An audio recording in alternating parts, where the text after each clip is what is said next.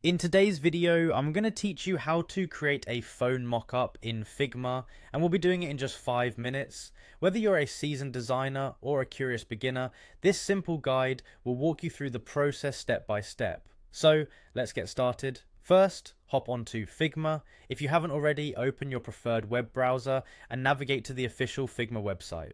Once you're there, look to the top right corner and click on the login button. Figma offers a handy feature to make this quick. If you're a Google user, you can save some time and continue by clicking Continue with Google. This will make the login process seamless and you'll jump straight into the Figma homepage. Once you're logged in, you'll find yourself on the home screen. It's a hub of all your recent work and shared projects. From there, direct your attention to the Design tab, which is often where the creative magic begins in Figma. Clicking on Design will set the stage for what we're about to do next. With the design interface open, move your cursor to the bottom middle of the screen, where you'll see a drop-down menu situated beside the Frame option. Click on it because this is where you commence building the structure for your phone mockup. Select the Frame option since it will serve as the foundation where every design element will be placed.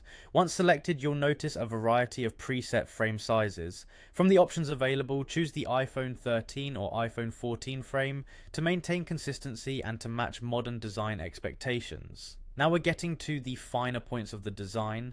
Click into the corner radius field and type 45. Making this adjustment will give your mockup the rounded corners that are visually appealing and in alignment with how phone displays are typically styled. Here's a little trick to take it further. Click on the individual corners option near the corner radius field.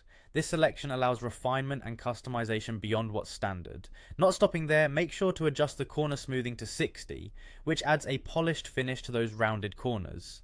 Next, it's time to spice up your mockup with lines by clicking on stroke.